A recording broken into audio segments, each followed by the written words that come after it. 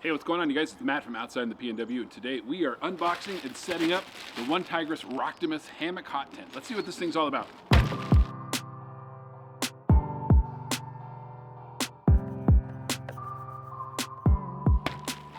Okay, so you guys know I love hot tent camping and I love sleeping in a hammock, so this thing seems like the perfect marriage. I actually borrowed this thing from a friend last winter and went camping in it a couple of times. I'll link to those videos up top here. Having used this last year, you guys, I really like this tent, so I bought it for myself. I paid for this with my own money. This is not a sponsored video. So let's open her up and see how she looks. Okay, so here she is. So right now this thing costs about $190 on Amazon. According to the Amazon listing, it weighs 6.2 pounds or 2.8 kilograms.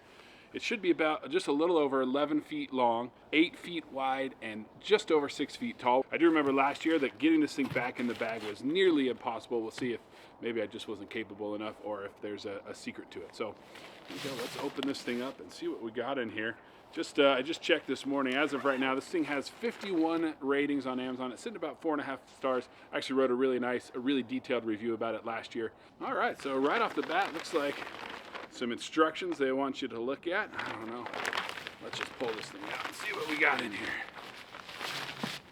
Like I said, last year I had a really hard time getting this thing back in the bag. I'm not planning on using this again.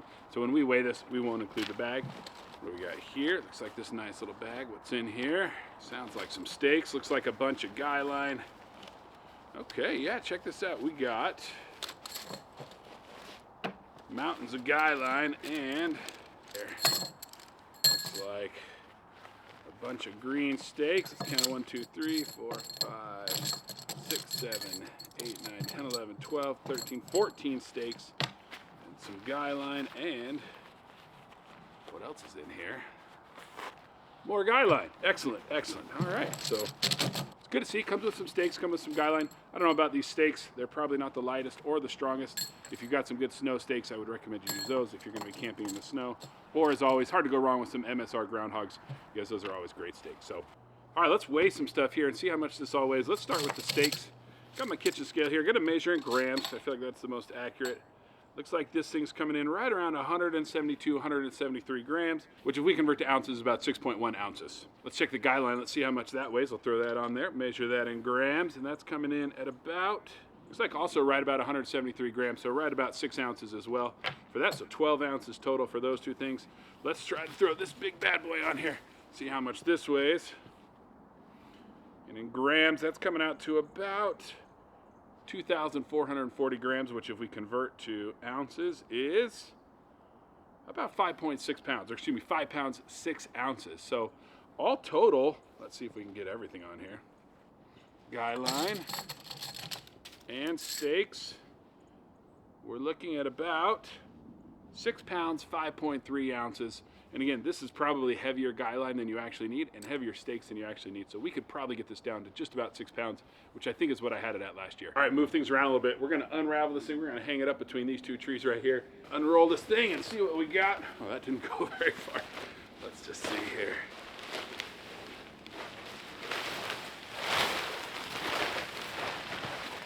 Okay.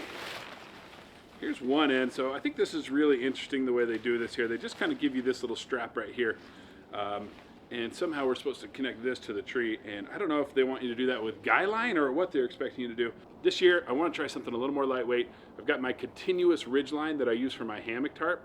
Now this tarp weighs less than a pound and this thing weighs about 6.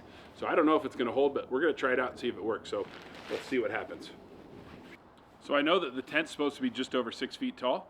And I'm just over 6 feet tall, so if I put this right about the side of my head, this should be just about right. Let's see.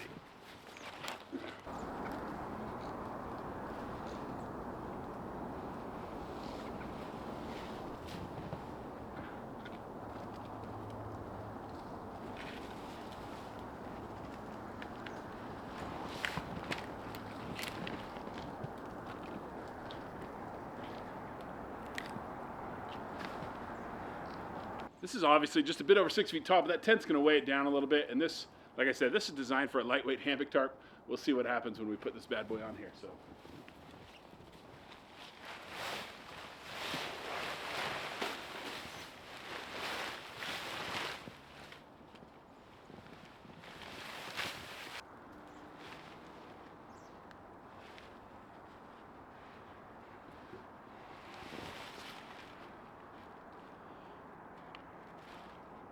I'm already a little worried this thing's too heavy for this line.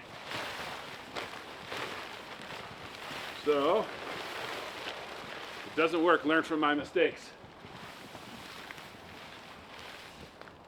Oh, I don't know. This thing just might work here. Well, I'll be darned, look at that. Might need to raise this ridge line up just a little bit because you can see it's quite a bit too low now. But that's on there pretty good. I don't know how well it would do in a big, huge windstorm or with a bunch of snow on it. I might need to get a heavier duty ridge line for something like this. But so far I like the idea. I'm gonna raise this up just a little bit and we'll go from there. So let's go ahead, and what I would do is I would start by staking out right here. And they've got two different options here. They've got little corded loops, but also little elastic loops. I think what I'd probably do is just take this and go through the corded loop instead of the elastic loop here, and just come in here and get this at a nice angle. Surprised that went in. I thought I was gonna have to go get a hammer. There you go, and I'm gonna go ahead and do the same thing on the other side. I think even if you're planning on using this with the doors open for a while, always good to start by staking down this center one. That's going to help you when you come to stake out the outer ones. All right, let's see if I can bang this in here. Ooh, that ground is frozen. Now that I got my two end stakes in, I'm just going to go around, keep staking in on the outside. The reason why we put this one in first is because now I can pull this tight and I know exactly how far out I can go without having to worry about getting it off center.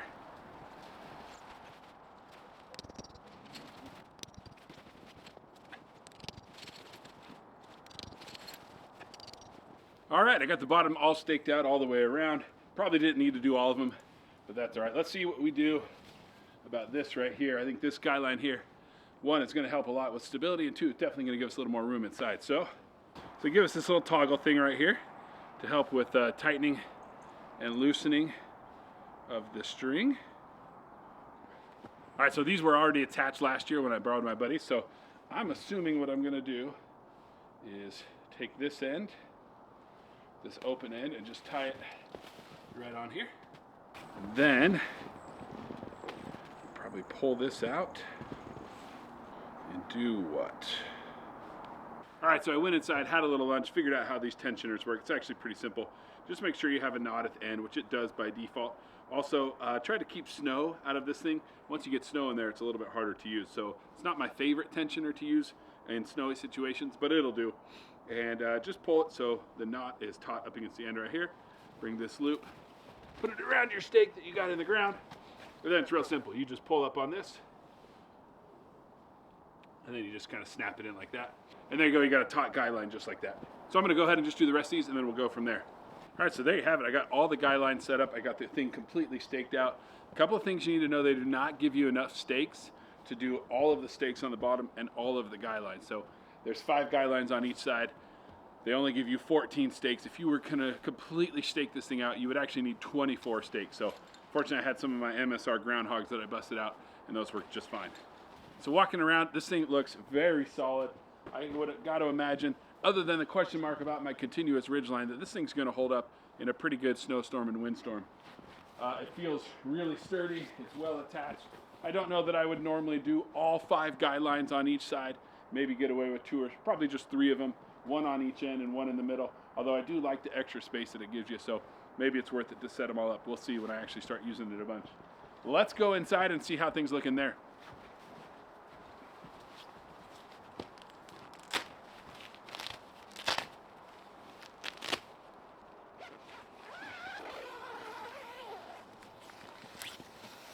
Oh man, I love it in here.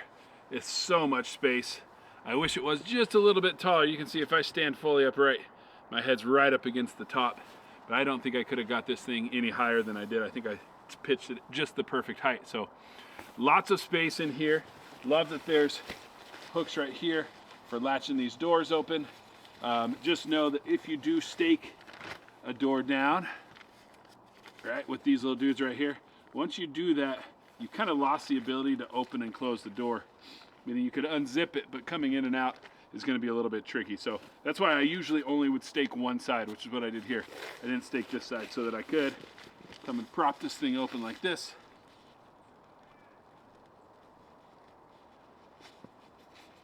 and those hooks on there are nice and easy to use. Lots of space in here, feels very comfortable. I would love to see just a couple hooks along the top here.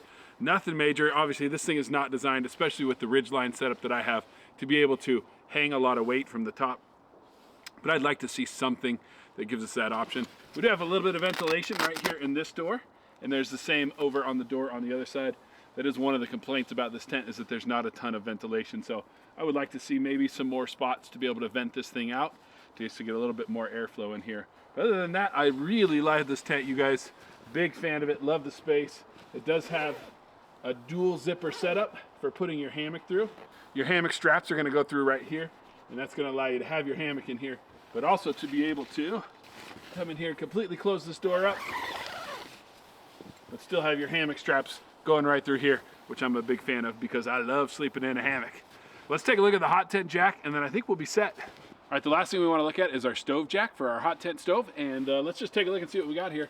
I'm gonna just rip this outer layer off, and very nice. That just comes off, and you can just roll this up and just lock this into place.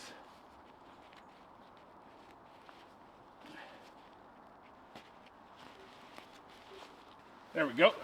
And then we got the little fiberglass opening right here. Nice big opening, completely removable if you needed to remove it, in case you didn't want to be carrying around that extra weight. Although I can't imagine it weighs very much. They've already cut a nice little hole in it for you. I wish they had left it. I do like cutting my own hole. I just cut a little X right here. That way it leaves it a little bit more closed. It doesn't let quite as much rain or snow in if it's coming down pretty hard. But that's just gonna Velcro that guy right back on there.